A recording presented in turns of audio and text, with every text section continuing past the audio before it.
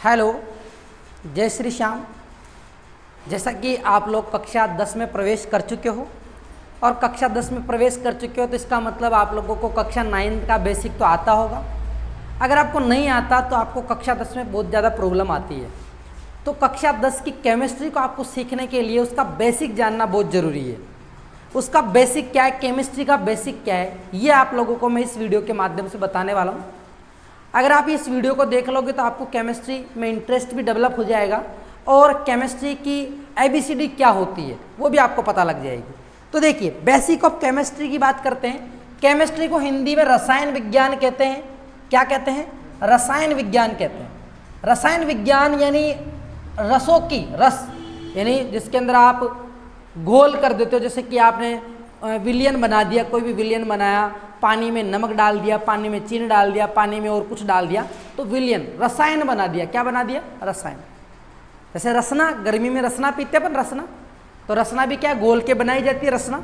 तो रसना यानी रसायन विज्ञान, यानी अपन रसायन विज्ञान में अपन मिश्रण के बारे में, विलियन के बारे में, इनके बारे में पढ़ते हैं। बाकी अगर बात करें कि केमिस्ट्री शब्द की उत्पत्ति कहाँ से हुई, क्या केमिस्ट्री शब्द की उत्पत्ति कहाँ से हुई, तो केमिस्ट्री शब्द की जो उत्पत्ति हुई है वो एक वर्ड है कीमिया। क्या है वर्ड? कीमिया। क्या है वर्ड? कीमिया। ठीक है, कीमिया वर्ड है। इस कीमिया वर्ड का मतलब होता है ब्लैक कार्बन। क्या होता है? ब्लैक कार्बन होता है। ब्लैक कार्बन को अपन कह सकते हैं कि काला कार्बन, काला कार्बन, काला कार्बन। इसी शब्द से केमिस्ट्री की उत्पत्ति हुई। कीमिया वर्ड जो है, इस कीमिया को अपन CHEMIA लिखेंगे तो कीमिया से क्या बन गई? केमिस्ट्री बन गई। क्या बन गई? केमिस्ट्री बन गई। केमिस्ट्री ब्लैक कार्बन यानी काला कार्बन, यानी आप केमिस्ट्री में दो भाग पढ़ते हो। एक तो कार्बनिक, क्या पढ़ते हो? कार्बनिक, और एक पढ़ते हो अकार्बनिक। एक क्या पढ़ते हो आप? अकार्बनिक।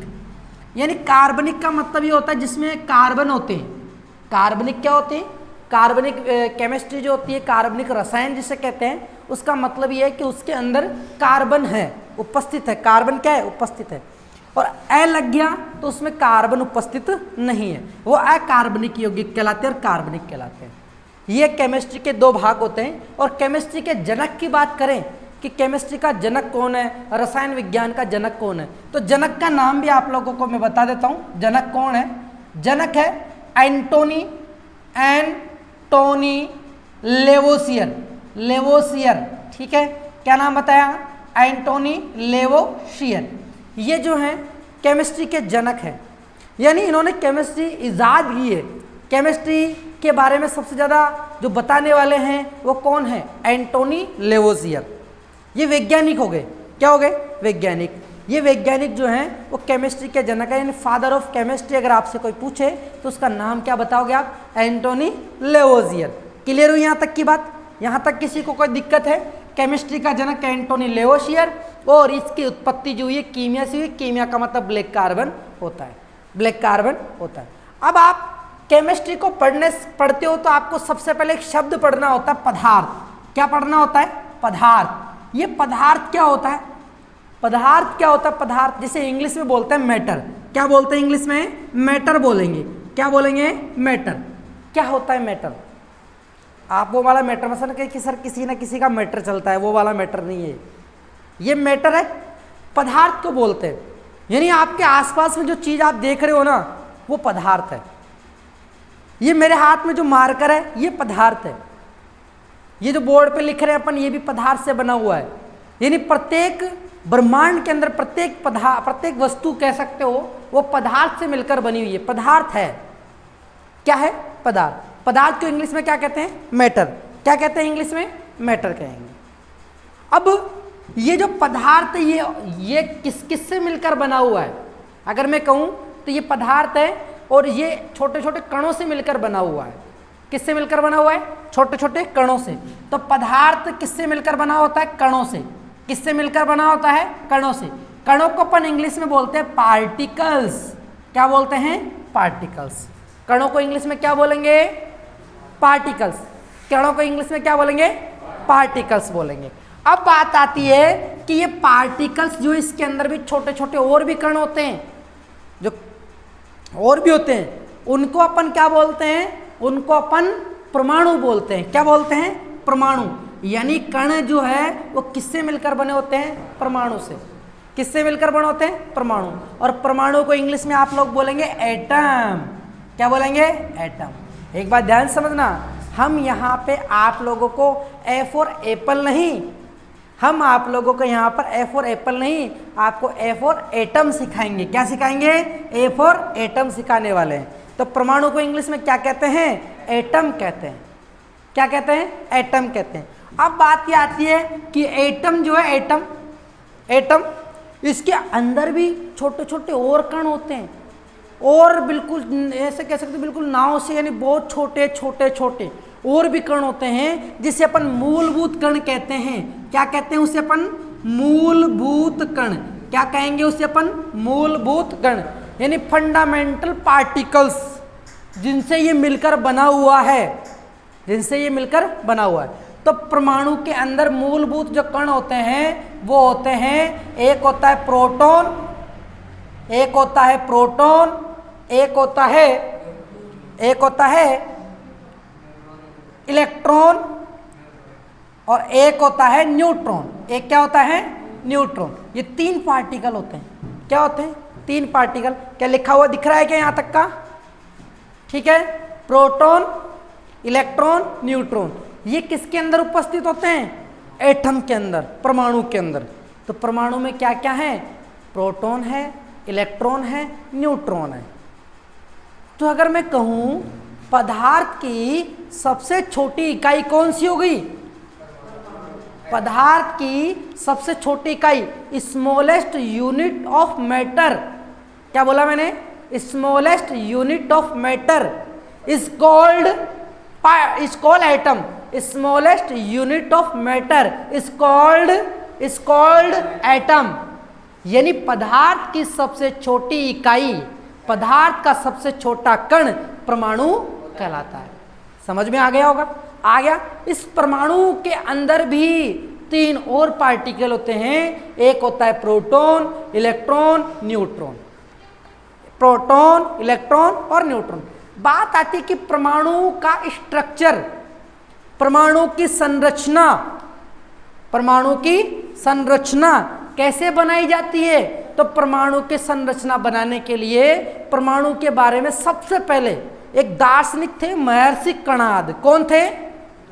महर्षि कणाद। उन्होंने कहा कि परमाणु सबसे छोटा कण है, जिसको आप और टुकड़ों में नहीं बांट सकते। उसके ये तो उन्होंने कहा, लेकिन जैसे कि डाल्टन नाम का वैज्ञानिक हुआ, तो डाल्टन ने परमाणु के बारे में कुछ पता लगाया, तो उसने कहा कि परमाणु जो है वो तरबूज की तरह होता है, या फिर एक प्लम पुडिंग नाम की मिठाई आती है उसकी तरह होता है। उसके बाद में थॉमसन आया, डाल्टन हो गया, थॉमसन ने भी अलग प्रयोग से बताया। डाल्टन और थॉमसन दोनों ने इसके बारे में बताया था, प्लम पुडिंग मिठाई से इनसे तुलना करी। उसके बाद में रदरफोर्ड आया। कौन आया? रदरफोर्ड ने एक सोने की पतली पन्नी लेकर उसने पता लगाया कि परमाणु तो साइडों में से तो खोखला होता है और बीच में उसके धनावेश होता है। तो धनावेश यानी प्रोटॉन की खोज रदरफोर्ड ने करी। गोल्डस्टीन उसका शिष्य था, उसने भी करी। इसके बाद में नील्स बोर ने बताया कि परमाणु के तो चारों तरफ इलेक्ट्रॉन चक्कर लगाते हैं। तो ये हो गई परमाणु के बारे में। आपको जो अभी जानना है, कितना जानना है कि परमाणु की संरचना यानी स्ट्रक्चर का चिन्ह, ऐसे आप देखते होंगे प्लस का चिन्ह लिखा हुआ रहता है और ऐसा गोला बना हुआ रहता है और एक सर्किल ये बना हुआ है। ऐसे इसके आगे और सर्किल बना दो आप, एक सर्किल ये बना दो, एक और बना दो, ऐसे कक्षाएं बनी रहती है इसके अंदर।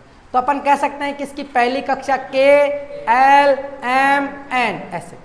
ये जो बीच में आप प्लस देख रहे हो, ये प्लस आप देख पा रहे हो, इसमें ये जो पूरा है इसे अपन नाभिक बोलते हैं। क्या बोलते हैं इसे अपन? नाभिक। और नाभिक को अपन इंग्लिश में बोलेंगे न्यूक्लियस। क्या बोलेंगे? Nucleus, NUCLUES, nucleus.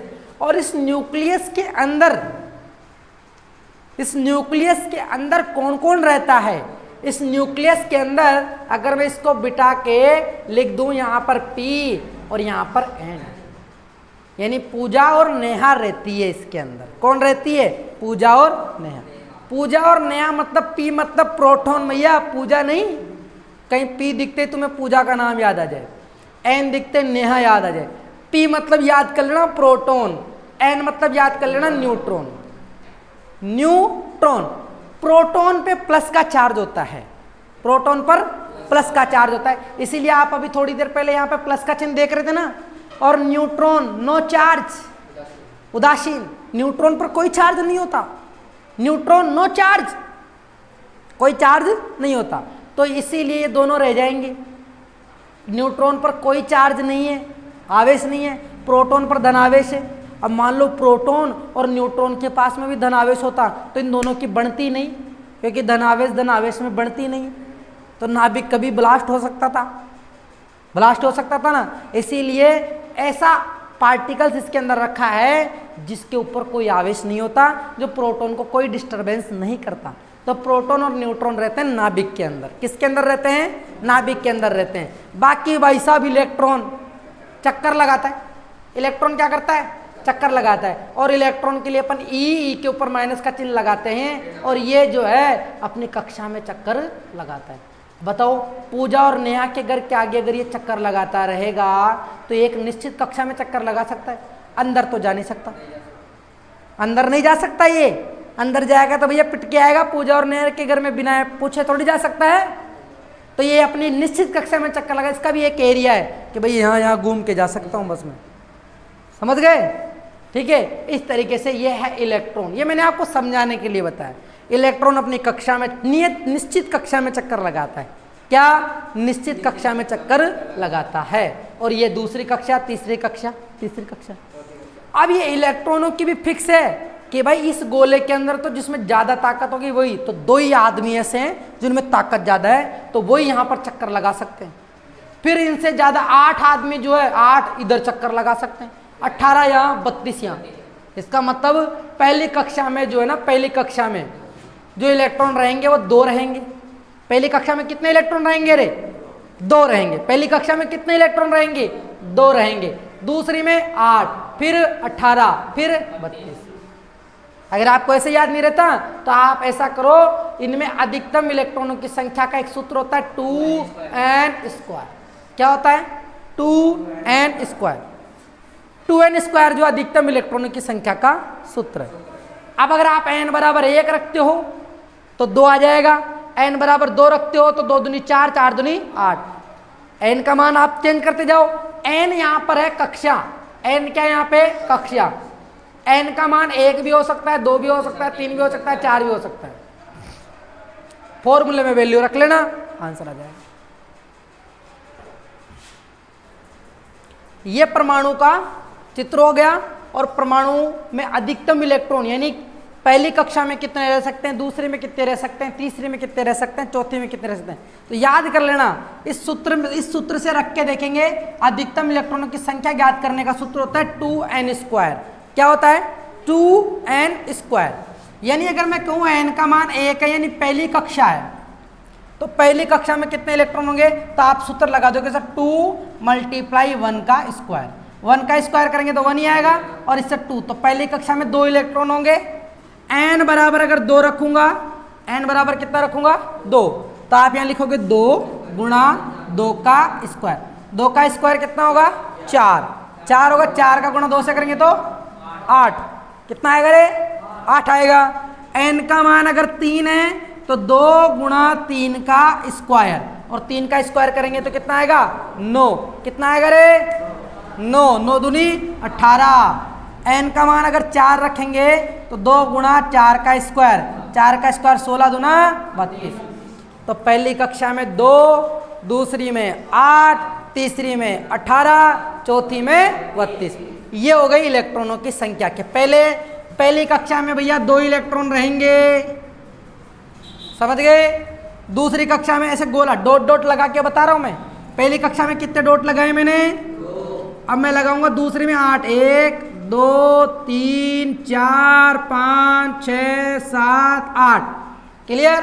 तीसरी कक्षा में 18 ऐसे भर लेंगे अपन। अब मैं इसमें गोले नहीं बना रहा, ठीक है?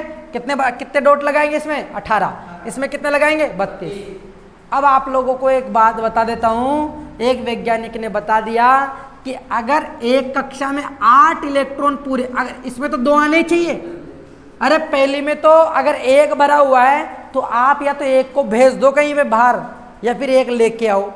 लेकिन यहां से स्टार्ट होती कहानी। अगर किसी कक्षा में 8 इलेक्ट्रॉन पूरे भरे हुए हैं, कितने, 8 इलेक्ट्रॉन अगर पूरे भरे हुए हैं तो उसको अपन फुल भरा, यानी उसको अपन क्या मान लेते हैं, उत्कृष्ट मान लेते हैं, है ना, पूरा भरा हुआ मान लेते हैं। 8 भरे हुए हैं तो अपन संयोजकता वहां पर क्या होगी, 0 होगी। संयोजकता कितनी होगी, 0। अगर पूरा भरा हुआ है 18 मान लीजिए, इसके अंदर 18 नहीं है लेकिन 8 इलेक्ट्रॉन पूरे भरे हुए हैं, कितने, 1 2 3 4 5 6 7 8, अगर 8 पूरे भरे हुए हैं तीसरी कक्षा में, ऐसे तो 18 भरने चाहिए पूरे, लेकिन 8 इलेक्ट्रॉन अगर भरे हैं तो इसका मतलब उसको अपन यानी छेड़खानी नहीं कर सकते। 8 इलेक्ट्रॉन अगर भरे हुए हैं तो उसकी संयोजकता 0 होगी, न तो वो ले सकता है न दे सकता है। इसको आप ऐसे समझ लो कि मैंने क्राइटेरिया फिक्स कर दिया कि मेरे, ऐसे तो अधिकतम 18 बच्चों को पढ़ा सकता हूं मैं, अधिकतम कितने बच्चों को पढ़ा सकता हूं, 18। और लेकिन मेरी शर्त है कि अगर 5 बच्चे रहे तो या तो 3 बच्चे लाओ कहीं से, अगर 8 बच्चे आ गए तो ना तो मैं लाना है ना देना है। 8 इलेक्ट्रॉन आ गए तो मेरी क्लास चालू हो जाएगी, समझ गए। तो 8 इलेक्ट्रॉन अगर किसी कक्षा में है तो संयोजकता 0 होगी। संयोजकता कितनी होगी, 0 होगी। तो 8 इलेक्ट्रॉन अगर भरे हुए हैं तो संयोजकता 0 हो जाएगी। ठीक है, क्लियर है, यहाँ तक बात क्लियर हो गई। अब मैं यहाँ पे अपन परमाणु पढ़ रहे हैं ना, परमाणु, तो परमाणु के बारे में अपन जान लिए, परमाणु के मूलभूत कण भी अपन ने जान लिए। अब बात यह आती है कि इनकी खोज किसने करी, जैसे प्रोटॉन की खोज किसने करी, इलेक्ट्रॉन की खोज किसने करी, न्यूट्रॉन की खोज किसने करी, तो इसके बारे में भी जान लेते हैं। क्या, इसके बारे में भी अपन जान लेते हैं। देखिए एक ट्रिक बताता हूं मैं आप लोगों को, ट्रिक, TRIC के ट्रिक देखिए क्या होती है। ईंट पर नाच, क्या बोला मैंने, ईंट पर नाच, ईंट पर नाच, क्या है सर ये, ईंट पर नाच, कौन नाचेगा, हैं, कौन नाचेगा ईंट पर, बुलबुल, वो अपन बचपन में बुलबुल नचाते हैं ना अपन। यहां से ई मतलब, ये ट्रिक बना दी मैंने, ई मतलब है इलेक्ट्रॉन, ई मतलब क्या है, इलेक्ट्रॉन, ई मतलब हो गया इलेक्ट्रॉन, ट मतलब हो गया थॉमसन, नाम बिगाड़ दिया, थॉमसन को मैं थॉमसन भी बोल सकता हूं, क्या बोल सकता हूं, थॉमसन, मुझे तो नाम याद रखना है तो थॉमसन। प मतलब प्रोटॉन, प मतलब प्रोटॉन, और र मतलब रदरफोर्ड। लेकिन ध्यान देना, यहां पर आप गोल्डस्टीन का नाम भी याद रख लेना, मान लो ऑप्शन में गोल्डस्टीन भी हो तो गोल्डस्टीन, इसका शिष्य ही था रदरफोर्ड का। अब आ जाओ, न से न्यूट्रॉन था ना मूलभूत कण न्यूट्रॉन, और जैसे चैडविक, जैसे चैडविक। तो इस तरीके से हमने ट्रिक के माध्यम से जान लिया कि इलेक्ट्रॉन का खोजकर्ता कौन, थॉमसन, प्रोटॉन का खोजकर्ता कौन, रदरफोर्ड या गोल्डस्टीन, न्यूट्रॉन का खोजकर्ता कौन, चैडविक, कौन, चैडविक। तो ये तो गई खोजकर्ताओं के नाम। अब इसके बाद अपन जान लेते हैं कि सर ये तत्व भी तो आते हैं केमिस्ट्री के अंदर, ये तत्व क्या होते हैं, ये तत्व क्या होते हैं। तो तत्व के बारे में भी जान लेते हैं कि तत्व क्या होते हैं। समझना, तत्व को इंग्लिश में बोलते हैं एलिमेंट, क्या बोलते हैं, एलिमेंट, एलिमेंट। अब ये है क्या, अगर परमाणु परमाणु परमाणु एक जैसे ही हो, परमाणु एक जैसे ही हो, एक जैसे अगर परमाणु है, एक ही प्रकार के अगर परमाणु हैं, अगर वो मिलकर जो चीज़ बना रहे हैं उससे अपन तत्व कहेंगे। अगर एक ही प्रकार के परमाणु मिल रहे हैं, एक ही प्रकार के, दोबारा सुनना लाइन को, एक ही प्रकार के परमाणु, एक ही प्रकार के, एक ही प्रकार के परमाणु, परमाणु मिलकर तत्व बनाते हैं, तत्व एक ही परमाणु मिलकर क्या बनाते हैं, तत्व बनाते हैं। इंग्लिश में ध्यान सुनना, यानी एक ही टाइप के जो एटम्स होते हैं, क्या एक ही टाइप के जो एटम्स होते हैं वो मिलकर क्या बनाते हैं, एलिमेंट बनाते हैं। या फिर आप ये कह सकते हो, या फिर आप इसकी परिभाषा ये दे सकते हो कि शुद्ध यानी कोई पदार्थ जो है ना, पदार्थ अगर वो बिल्कुल शुद्ध है तो शुद्ध पदार्थ की सबसे छोटी इकाई, मान लो जैसे कि ये मान लो आप दूध है, क्या दूध, तो दूध है पूरा एक जैसा ही है, एक जैसा ही है ना दूध। अगर दूध के अपन एक बूंद भी लेंगे, एक ही बूंद, तो एक ही प्रकार से मिलकर बनी हुई है, तो एक बूंद क्या हो गई, तत्व हो गई। क्या हो गई, एक बूंद तत्व हो गई। समझ में आया भाई, दूध है ना, और दूध की एक बूंद ली तो वो भी उसी से है, सभी गुण उसके अंदर है, तो वो एक बूंद क्या हो गई, तत्व हो गई। तो एक ही प्रकार यानी कोई पदार्थ है, उसका अगर शुद्धतम रूप है, पदार्थ का शुद्ध होना चाहिए, मिलावट नहीं होनी चाहिए। अगर आपने दूध में पानी भी मिला दिया या और कुछ मिला दिया, फिर आप उसकी एक बूंद ले रहे हो, तो वो एक ही प्रकार के परमाणु नहीं है उसके अंदर, नहीं है ना, पानी भी आ गया। तो शुद्ध पदार्थ की सबसे छोटी इकाई, शुद्ध पदार्थ की सबसे छोटी इकाई, शुद्ध पदार्थ की सबसे छोटी इकाई क्या कहलाएगी, इकाई तत्व कहलाती है, तत्व कहलाती है। ये लाइन दोबारा बता देता हूं, समझ लेना परिभाषा। अरे कोई शुद्ध पदार्थ है, बिल्कुल शुद्ध, उसमें और कुछ भी नहीं है, उसके अलावा कुछ भी नहीं है, तो शुद्ध पदार्थ की सबसे छोटी इकाई जो होती है, जैसे मान लो ये मेरे पास शुद्ध पदार्थ है ना, इसमें एक जैसे ही अणु हैं, सारे एक जैसे ही अणु हैं, सारे एक जैसे ही है, तो इसकी मैंने कोई छोटी सी इकाई ले ली, ये क्या ले ली, छोटी सी इकाई। ये छोटी सी इकाई क्या कहलाएगी, तत्व। क्या कहलाएगी, तो शुद्ध पदार्थ की सबसे छोटी इकाई क्या कहलाती है, तत्व कहलाती है, तत्व कहलाती है। हमारी प्रकृति में 118 तत्व है। कितने तत्वों की खोज करी गई है, 118 तत्व। कितने तत्वों की खोज कर ली अब तक, 118 तत्वों की खोज कर ली है, ठीक है। 118 तत्व जो हैं वो हमारी प्रकृति में खोजे गए हैं, प्रकृति में नहीं। यहाँ पे अपन कह सकते हैं, यहाँ पे थोड़ा सा मैंने गलत बोल दिया, अपन ये कहेंगे कि जो 118 तत्व है, कुल तत्वों की संख्या जो है अभी तक ज्ञात कुल तत्वों की संख्या, ज्ञात यानी ज्ञात कुल तत्वों की संख्या, ज्ञात कुल तत्वों की संख्या 118 है, 118। अब ध्यान समझना, 118 जो तत्व है ये, इसको अपन दो भागों में बांटते हैं, 98 और 20। ये जो आप देख रहे हो 98 जो तत्व हैं ये प्रकृति में मिलते हैं, ये प्रकृति से मिले हुए हैं, और ये जो 20 है ये हम जैसे वैज्ञानिकों ने बना दिया, ये कृत्रिम, ये बनाए हुए इंसानों के द्वारा बनाए हुए हैं। ये तो 98 जो तत्व हैं वो कहाँ मिल रहे हैं, जमीन में मिल गए, कहीं और मिल गए, कहीं और मिल गए, प्रकृति में मिल रहे। प्रकृति मतलब समझ गए, प्रकृति में, पूरे अपनी इस प्रकृति में मिल रहे हैं। लेकिन ये 20 जो हैं ये बनाए गए हैं, हमारे जैसा कोई वैज्ञानिक था वो बना दिया, समझ गए, ये हो गए। तो 98 तो प्राकृतिक तत्व होते हैं, 98 तो प्राकृतिक तत्व होते हैं, और 20 जो होते हैं वो कृत्रिम तत्व होते हैं। ओके, ये अपन ने तत्वों के बारे में जान लिया। बात यह थी कि सर तत्व की जो परिभाषा दी थी, तत्व के बारे में सबसे पहले जो बताया था वो किसने बताया था, तो तत्व के बारे में सबसे पहले बताने वाले वैज्ञानिक का नाम था रॉबर्ट बॉयल। रॉबर्ट बायल बोल दो या रॉबर्ट बॉयल। सबसे पहले बताने वाले वैज्ञानिक का नाम क्या था, रॉबर्ट बायल। रॉबर्ट बायल ने ही सबसे पहले तत्व की परिभाषा दी थी, तत्व के बारे में बताया था। ये नाम भी आप याद कर लेना, क्लियर हुआ। तत्व। अब बात यह आती है कि सर कुछ तत्वों के नाम तो बताओ हमें, भाई आप कह रहे हो एक ही प्रकार के परमाणु, एक ही प्रकार के परमाणु, तो सुन लेना, एक ही प्रकार के परमाणुओं से मिलकर जो बनता है उसे अपन तत्व कहते हैं। तो वो तत्व कौन से हमारी प्रकृति के अंदर कौन से तत्व है? क्या आपने हाइड्रोजन का नाम सुना है? हाइड्रोजन,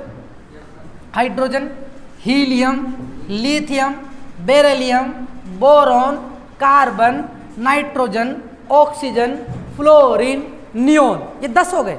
अभी 10 की बात करते हैं। यहाँ लिखता हूँ, देखिए हाइड्रोजन लिख रहा हूँ मैं, हाइड्रोजन, पहला नंबर पे हाइड्रोजन, दूसरे पे हाइड्रोजन, दूसरे पे अपन लिखेंगे हीलियम, हीलियम, लिथियम, लिथियम,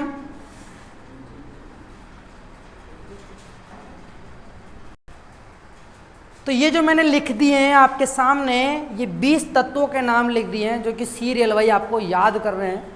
ये तत्व हैं क्योंकि एक ही प्रकार के परमाणु से मिलकर बने हो। जैसे कि पहला तत्व आप देख रहे हो हाइड्रोजन, दूसरा helium, lithium, beryllium, boron, carbon, nitrogen, oxygen, fluorine, neon, sodium, magnesium, aluminium, silicon, phosphorus, sulphur, chlorine, argon, potassium, calcium. अब ये इतने बड़े नाम हैं, आप बार बार इतने बड़े नामों को थोड़ी लिखोगे। तो यहाँ पर क्या किया वैज्ञानिकों ने, इनके संकेत नाम दे दिए कि हाइड्रोजन को आप पहचान जाओगे अगर H लिखा हुआ है, अगर कैपिटल लेटर में अगर H लिखा हुआ है तो ये हाइड्रोजन है। क्या ये हाइड्रोजन?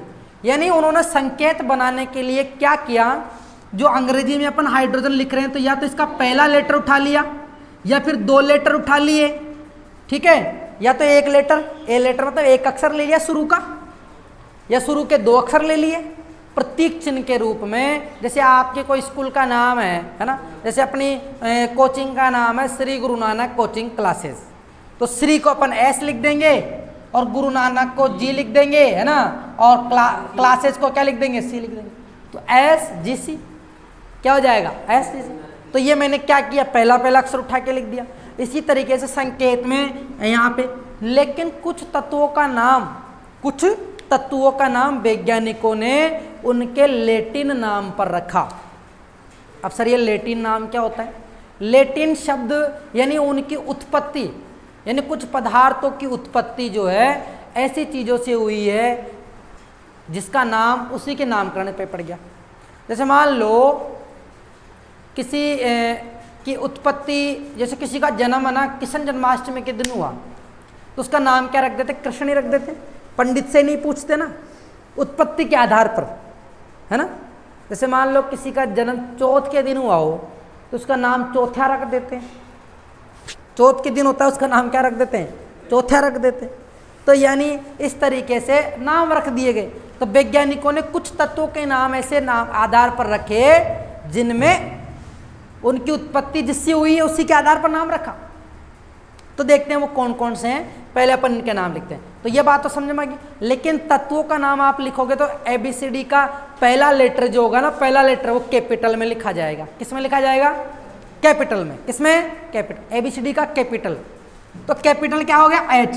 यानी हाइड्रोजन के लिए आप क्या जान जाओगे, H सिंबल जहां पर भी लिखा है वो क्या है, हाइड्रोजन। अगर H और छोटा E ये लिखा हुआ है तो ये हीलियम। क्या लिखा हुआ है? ये हीलियम। लिथियम के लिए Li, बेरिलियम के लिए Ba, बोरॉन के लिए केवल B, कार्बन के लिए केवल C, नाइट्रोजन के लिए केवल N, ऑक्सीजन के लिए केवल O, फ्लोरीन के लिए केवल F, नियोन के लिए Ne। नियोन के लिए Ne। नियोन के लिए क्या आएगा? Ne। दोबारा देख लेना, हाइड्रोजन, हीलियम, He मतलब हीलियम, Li मतलब लिथियम, Ba मतलब बेरिलियम, B मतलब बोरोन, C मतलब कार्बन, N मतलब नाइट्रोजन, ऑक्सीजन, फ्लोरीन, नियोन। ये हो गए 10 तत्व। क्या हो गए ये? 10 तत्व। सीरियल भाई याद करना है आप लोगों को ऐसे कैसे। अब आ जाइए इधर, सोडियम और यहाँ पर एक और तत्व क्लोरीन। Chlorine potassium. क्या है? पोटेशियम। सोडियम और पोटेशियम 2 ऐसे तत्व हैं जिनका नाम उनके लैटिन शब्द से हो, जिनकी उत्पत्ति लैटिन से हुई, वहीं से हुआ। तो सोडियम जो है, सोडियम इसका लैटिन नाम जो होता है, ध्यान समझना, सोडियम जो है उसका लैटिन नाम जो है वो है नेट्रियम। क्या है? नेट्रियम है। क्या है इसका नाम, लैटिन नाम? नेट। अरे किसी के 2 नाम होते हैं ना, वैसे सोडियम का नाम स्कूल में तो सोडियम है, लेकिन घर पे उसका नाम है नेट्रियम। नहीं समझ में आया? स्कूल में तो नाम क्या है, सोडियम, लेकिन घर पे नाम क्या है, नेट्रियम। जैसे किसी का स्कूल में नाम तो मान लो अजय है और घर पे उसका नाम काल्या है, है ना, कुछ भी नाम हो सकते हैं, चिंटिया, कालिया, धोलिया, तो वो निकनेम हो गए वहाँ के। इसी तरीके से सोडियम का नाम स्कूल में तो सोडियम है और घर पे क्या है, नेट्रियम। तो इसकी उत्पत्ति जो वैज्ञानिकों ने इसी से कर दी। तो सोडियम के लिए प्रतीक चिन्ह का क्या काम में ले लिया, Na, क्योंकि नेट्रियम को अपन इंग्लिश में लिखेंगे तो ऐसे लिखा जाएगा नेट्रियम, अरे नेट्रियम ऐसे लिखा जाएगा, तो यहाँ पर क्या गया, Na, क्या गया, Na। आप आ जाओ मैग्नीशियम में, मैग्नीशियम में कोई नहीं M और यहाँ से G ले लिया तो Mg, मैग्नीशियम। एल्युमिनियम के लिए A और यहाँ से ले लिया L। सिलिकॉन के लिए Si। फास्फोरस के लिए P, फास्फोरस के लिए क्या आएगा, P। सल्फर के लिए S, क्लोरीन के लिए Cl, पहला अक्षर ये इधर से ये उठा लिया Cl। आर्गन के लिए Ar। पोटेशियम, मैंने क्या कहा, पोटेशियम भी स्कूल में नाम तो पोटेशियम है ना, लेकिन घर पे नाम है केलियम। घर पे क्या नाम है इसका, केलियम। इसलिए इसके नाम की उत्पत्ति किससे हुई, किससे हुई, कैसे। और कैल्शियम का प्रतीक चिन्ह क्या होगा, Ca। कैल्शियम का प्रतीक चिन्ह क्या होगा, Ca। यानी इस तरीके से अपन ने 20 तत्वों का नाम जान लिया और 20 तत्वों के प्रतीक चिन्ह जान लिए। अगर मैं आपसे कहूं SI मतलब सिलिकॉन, P मतलब फास्फोरस, C मतलब कार्बन, O मतलब ऑक्सीजन, O मतलब F मतलब फ्लोरीन, Ne मतलब नियोन। अब किसी को अगर क्रम याद नहीं होता तो ये 10 तो आप याद कर लेना, हेली, बे, यानी यहाँ तो ये आइए तो आपको याद हो ही जाएगी। इसकी ट्रिक बता देता हूँ मैं आपको, है ना, इसकी ट्रिक बता देता हूँ। देखिए यहाँ पे क्या लिखा हुआ है, Na, क्या लिखा हुआ है, Na को मैं बोल दूंगा ना, क्या बोल दूंगा, ना। Mg को बोल दूंगा मांगू, क्या बोल दूंगा, मांगू। L को बोल दूंगा आलू, क्या बोल दूंगा, आलू। Si को बोल दूंगा सीरा, क्या बोल दूंगा, सीरा। P से पुड़ी, से S का मतलब से, Kl का मतलब खालू, है ना, क्या खालू। रे, Ar का मतलब रे, का मतलब का, और Ca का मतलब भी का। इसको एक साथ बोलेंगे, ना मांगू आलू, ना मांगू आलू। सिरा पूड़ी से खालू रे काका, सिरा पूड़ी से खालू रे काका। ना मांगू आलू, सिरा पूड़ी से खालू रे काका। याद रह जाएगा। ना मतलब Na, मांगू मतलब Mg, आलू मतलब Al, सिरा मतलब Si, पूड़ी मतलब P, से मतलब सल्फर, और खालू मतलब Cl, रे Ar, और कैलियम यानी का यानी K, और का एक और K, Ca। याद हो जाएगा। ना मांगू आलू, सिरा पूड़ी से खालू रे काका। इस तरीके से आपको 20 तत्व याद करने होते हैं, बिल्कुल बेसिक। अगर आप केमिस्ट्री सीखना चाहते हो तो आप लोगों को 20 तत्व, उनके प्रतीक चिन्ह, ऐसे तो बहुत सारे हैं, लेकिन अपने को 20 तत्व तो याद होने चाहिए और उनके तत्वों के नाम और प्रतीक चिन्ह भी याद होने चाहिए। और इनका लैटिन नाम याद कर लेना। सोडियम का लैटिन नाम क्या है, नेट्रियम, और पोटेशियम का लैटिन नाम क्या है, केलियम। यानी घर का नाम, घर क्या नाम है इसका, घर का नाम है केलियम और नेट्रियम। समझ गए, ठीक है। इस तरीके से ये 20 तत्व आप लोगों को याद कर लेने। नेक्स्ट क्लास में मैं आप लोगों को इनका जो इलेक्ट्रॉनिक विन्यास क्या होता है और कक्षाओं में कैसे इलेक्ट्रॉन भरे जाते हैं और इनकी संयोजकता क्या होती है ये बताने वाला हूँ। ठीक है, मिलते हैं नेक्स्ट वीडियो में, तब तक के लिए जय हिंद।